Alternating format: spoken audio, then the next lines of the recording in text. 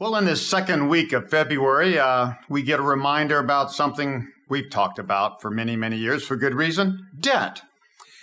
The federal debt just finally hit $22 trillion. That was just announced this week.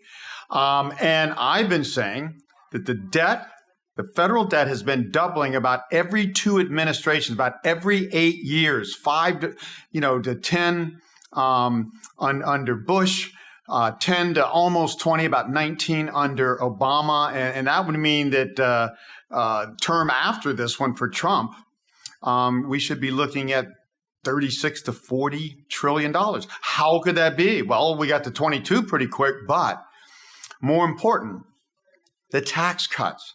We now are at a running deficit of about 1.2 trillion a year in good times.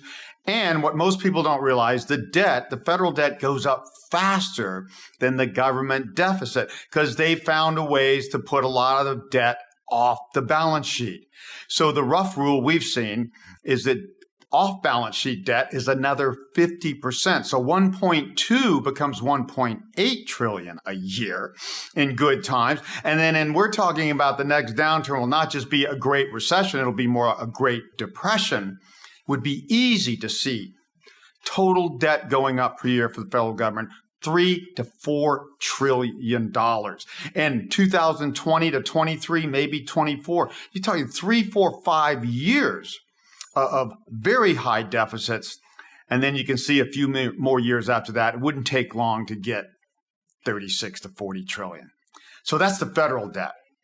Well, new record debt in consumer debt announced today at 13.5 trillion. Obviously, a lot of mortgage loans went bad and consumer debt went down after the Great Recession, but it's at new highs. Auto loans have surged stronger than real estate loans, and we've had subprime lending in the auto area. Obviously, the banks learned their lesson on homes last time around, so we don't have subprime. We have people lending at not optimal credit scores and all types of things and houses they can't afford, but we don't have subprime, that level of bad lending, but we do in auto loans. 7 million auto loans are not being paid already, and we're not in a recession yet. Student debt, everybody knows. It used to be $1 trillion.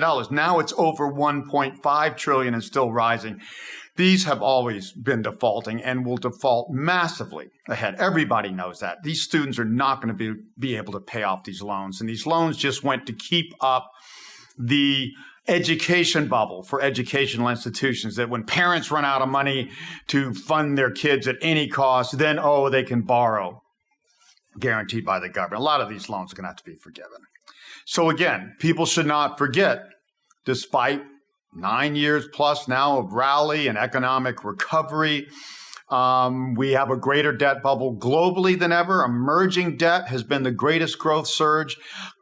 Corporate bonds, developed countries and emerging countries, and especially China, have been where the greatest surge has been in this round. So that's where the loan defaults are going to come the most.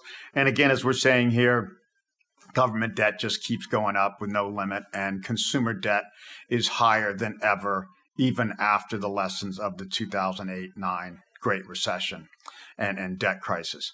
So again, get ready. When this bubble blows, there is going to be a major debt deleveraging. You can't do this twice from my point of view. Some people say, well, governments will just print 50 trillion or 100 trillion next time. Yeah, try to do that when 12 trillion off the charts, unprecedented money printing failed. And we didn't get inflation like the gold bugs thought. And it didn't really cause significant growth like the central bankers would have hoped, because demographic trends are adverse and because debt loads are high and now they're growing. They're higher than 2007-8 last time around.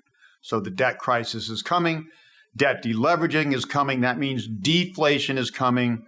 And that means a wholesale great reset in restructuring debt, and more so in financial assets coming back down to fair value or lower.